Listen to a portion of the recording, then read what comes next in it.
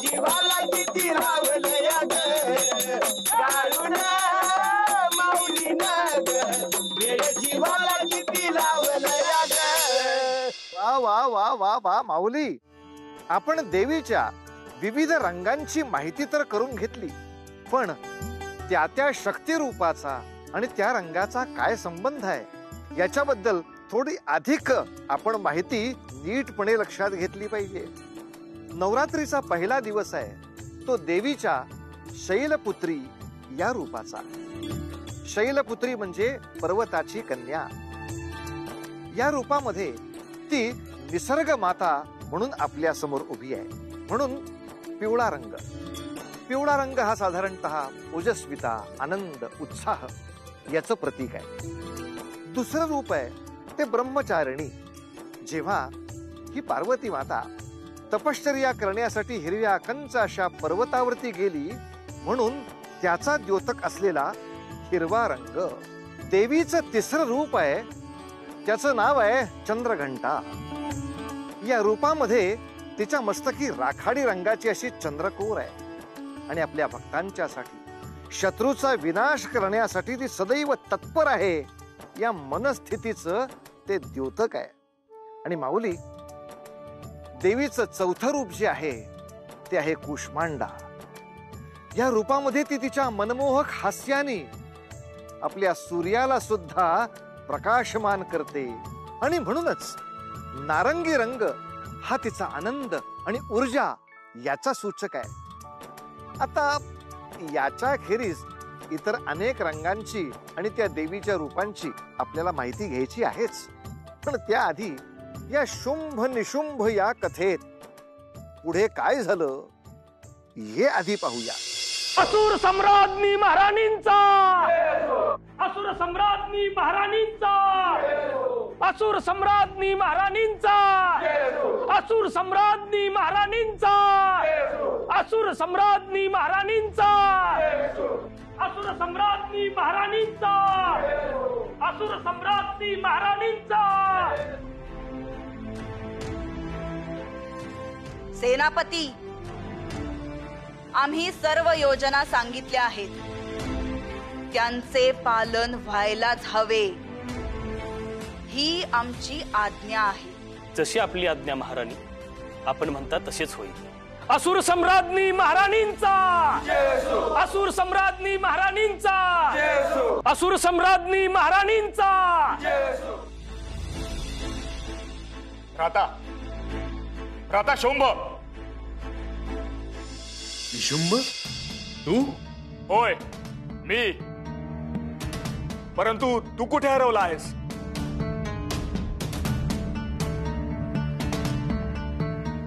किती खेदजनक बाब आहे ही. ज्या एका स्त्रीमुळे आपण आपला निष्ठावान महामंत्री गमावला, तिच्या स्वप्नात तू अद्यापही गुंग आहेस. अरे कधी डोळे उघडणार आहेत तुझे? शब्द सांभाळ निशुंभ.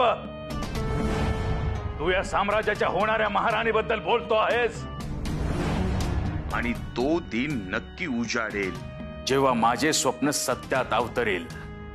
ती सुंदरी या सिंहासनावर विराजमान होईलच.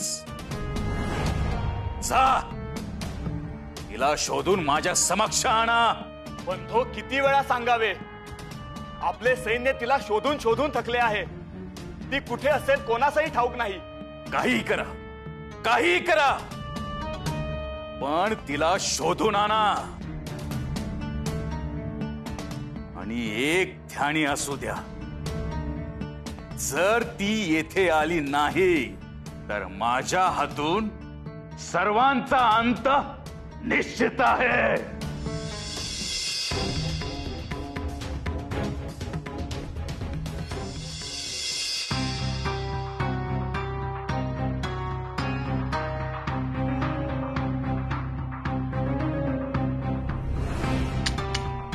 नारायण नारायण. माते, माझा प्रणाम स्वीकार करावा. मुनिवर, आपण येथे? माते, माझा भ्रमराप्रमाणे तिन्ही त्रिकाळ तिन्ही लोकी संचार असतो. मी येथे आलो आहे ते वेगळ्याच कारणासाठी, आपले अभिनंदन करण्यासाठी. होय माते, आपण त्या शुंभास ज्या प्रकारे मोहजलात ओढले आहे ते पाहून मी देखील अचंबित झालो आहे. माते, आपण त्या धूम्रलोचनाचा संहार करून देखील आपल्याला एका शब्दाने देखील हा दैत्य बोललेला नाही. नारायण नारायण. मुनिवर, यात माझे काहीही श्रेय नाही. हे त्याचेच कुकर्म आणि त्याच्या अहंकाराचे फलित आहे, ज्याने त्याची मती भ्रष्ट झाली आहे. सत्यवचन माते, आणि मला खात्री आहे तो आता वाकडं पाऊल टाकायचं धाडस देखील करावयाचं नाही. नाही मुनिवर, कदाचित माझे नेत्र जे बघत आहेत ते तुम्ही नाही पाहू शकत. समोरून येणारे भविष्याचे वारे सांगत आहेत की काहीतरी भयंकर अघटित होण्याची दाट चिन्हे आहेत.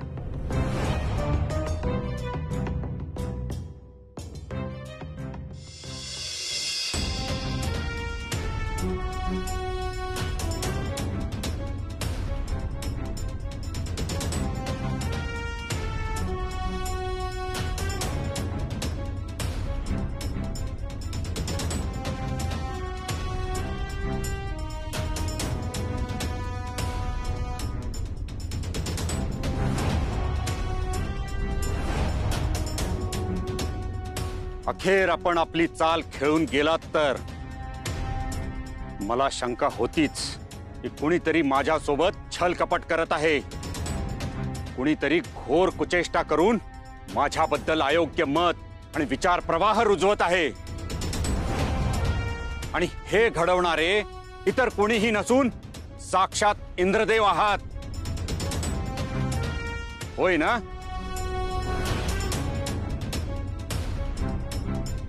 आपल्या निष्णात बुद्धिमत्तेचे कौतुक करावे तितके कमीच आहे दैत्यगुरु शुक्राचार्य. आपण अगदी अचूक ओळखले. परंतु आपण हे जाणले नाही इंद्रदेव की असे वागून आपण योग्य केले नाही. हे नीतीस धरून नाही. आपण साक्षात देवांचे नृप आहात, तरीही अनितीने वागणे आपणास योग्य वाटते. दैत्यगुरु, हे युद्ध सूर व असुरांचे आहे. त्यांनी कधीही नैतिकतेला धरून आचरण केले नाही, मग त्यांची का तमा बाळगावी? आणि युद्धात सर्व काही नैतिकतेला धरून असते हे मी आपणास सांगावयाची आवश्यकता नाही. अखेर आपण असे वागून आपली खरी बाजू समोर आणलीतच. कपट करायची देवांची ही पुरातन खोडच आहे. दुर्दैवाने तो मूढ शुंभ तुमच्या जाळ्यात अडकला, परंतु मी नाही. ज्या क्षणी हे सत्य मी त्यास सांगेन तेव्हा त्याचे नेत्र उघडतील आणि सत्य जलाप्रमाणे स्वच्छ त्याच्या समोर येईल. दैत्यगुरु, आपल्या स्वरात मला करुणा भासते आहे. आपले हित यातच आहे की आपण स्वप्न बघणे त्यागावे आणि सत्य परिस्थितीचा स्वीकार करावा.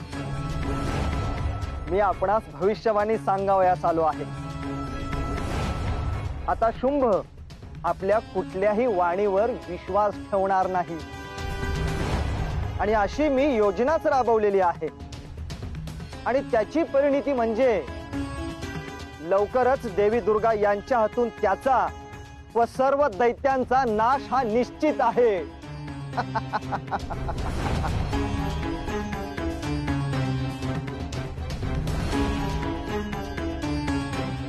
लवकरच देवी दुर्गा यांच्या हातून त्याचा व सर्व दैत्यांचा नाश हा निश्चित आहे.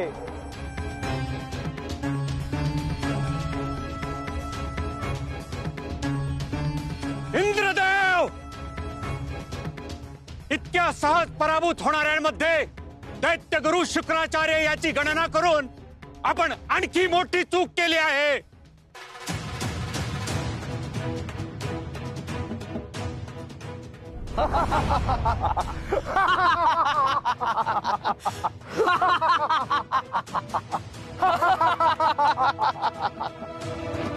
प्रणाम दैत्यगुरु शुक्राचार्य. काय आज्ञा आहे आमच्यासाठी? चंड, मुंड आपल्या दोघांना अति महत्वाच्या कार्यासाठी येथे प्रकट केले आहे. अत्यंत क्लिष्ट असे दायित्व तुमच्यावर सोपवायचे आहे. दैत्यगुरु, हे आमचं भाग्य आहे. या कार्यासाठी आपण आमची निवड केली. आपण आज्ञा करावी. आम्ही खात्री देतो की हे कार्य आम्ही यशस्वीरित्या संपन्न करू. दैत्यराज शुंभ आपल्या कार्यापासून, त्यांच्या दायित्वापासून हरकटले आहेत. त्यांच्या मूढ नेतृत्वामुळे संपूर्ण दैत्य कुळाचे अस्तित्व धोक्यात आले आहे. तुम्हा दोघांचे दायित्व हेच आहे की तुम्ही शुंभ आणि निशुंभ या दोघांचे रक्षण करावे, जेणेकरून त्यांना सत्याची जाणीव होईल आणि दैत्य कुळाचा नाश होणार नाही. जसे आज्ञा दैत्यगुरु.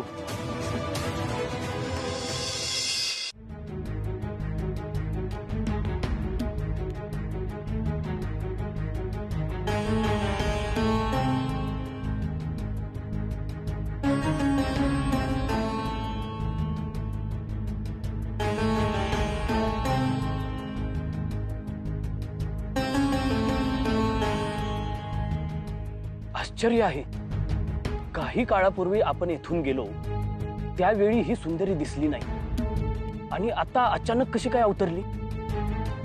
दैत्यराजांना ही वार्ता द्यायलाच हवी.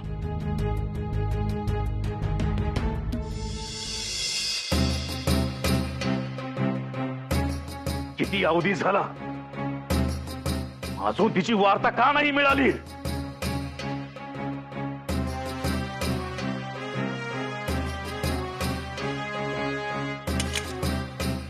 नारायण नारायण. देवर्षी, आपण येथे काय करतात? दैत्यराज, अहो माझा सगळीकडे वावर असतो आणि माझ्याच सांगण्यावरून आपण ब्रह्मदेवांची तपश्चर्या केलीत आणि दैत्यराज झालात. माझ्या आगमनावर तुम्ही शंका घेताय? काही मुनिवर, कादाश्री वेगळ्याच विवंचनेत आहेत. नारायण नारायण. ती विवंचना मला ठाऊक नाही असे वाटले की काय? त्यावरच उपाय सांगायला मी आलेलो आहे. काय आपणास ज्ञात आहे का? ती दैत्यराज प्रणाम. आपली मोहीम यशस्वी झाली आहे. आपण ज्या स्त्रीचा शोध घेत होता ती सापडली. काय पाहिलंच निशुंभ, मी आपणास म्हटले होते ती निश्चित सापडणार. चला, कुठे आहे ती? तिला आपण इथे घेऊन येऊ. चला.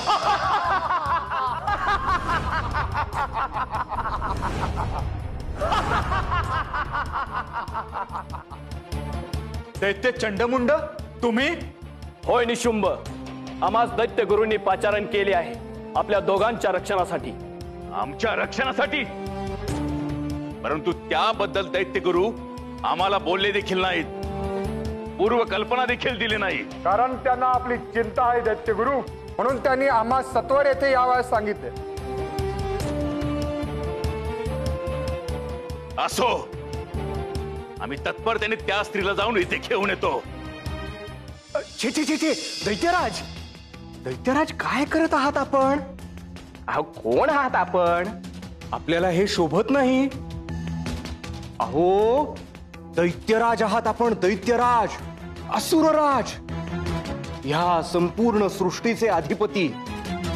आणि केवळ एका स्त्रीला आणण्यासाठी, म्हणजे मान्य आहे की ती उद्याची होणारी असुर सम्राज्ञी आहे, पण तिच्यासाठी आपण स्वतः जावे?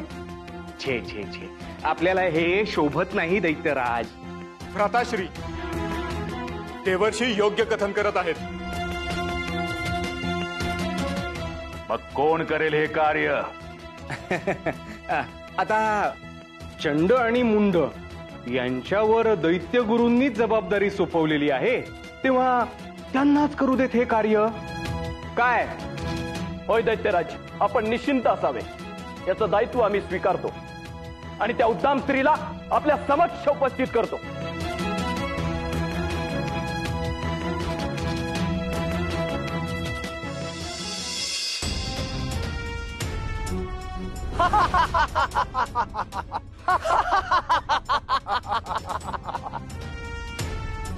दैत्य मुंड तिचे सौंदर्य किती मोहक आहे याची प्रचिती आली।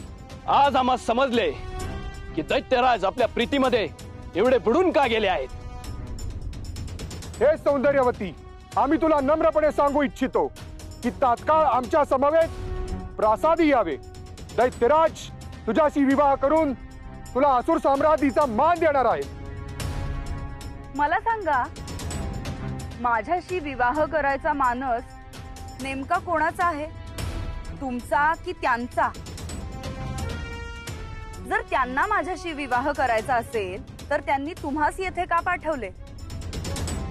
इतके लज्जित का होत आहेत तुमचे दैत्यराज की मला भेटायचे देखील त्यांना भय वाटत आहे? हे युवती, तू तुझ्या मर्यादा ओलांडते आहेस। विसरू नकोस, तू एक सामान्य स्त्री आहेस। एका स्त्रीचे हे धाडस की तिने आमची आज्ञा पाळू नये। स्त्रीचे सामर्थ्य काय असते, तिचा सन्मान कसा करावा याचे देखील ज्ञान नाही आपणास? इतके उन्मत्त कसे झालात तुम्ही? तू शिकवणार आम्हास शक्ती काय असते? इतका जर अहंकार असेल तुला तुझ्या सामर्थ्याबद्दल तर आम्ही तुला आव्हान देतो, आमच्या आज्ञेचे पालन करून आमच्या सोबत महालात चल अथवा आमच्याशी युद्ध कर, ज्यात तुझा निश्चित पराभव आहे। आणि अशा पराभूत स्त्रीला आम्ही अवमानकारक पद्धतीने महालात घेऊन जाऊ।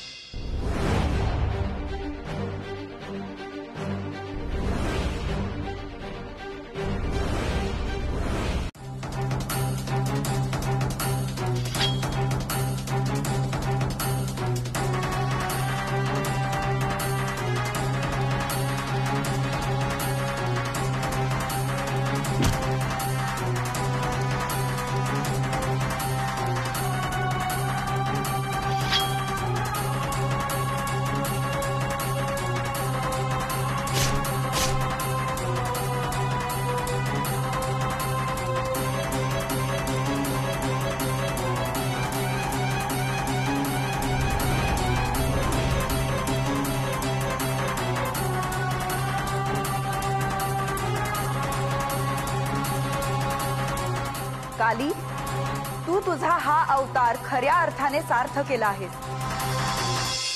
चंड आणि मुंड या दैत्यांचा तू संहार केला आहेस आणि म्हणूनच कालीचे हे रूप चामुंडा म्हणून प्रसिद्ध होईल। चामुंडा देवीचा विजय असो, काली मातेचा विजय असो, काली मातेचा विजय असो, चामुंडा मातेचा विजय असो।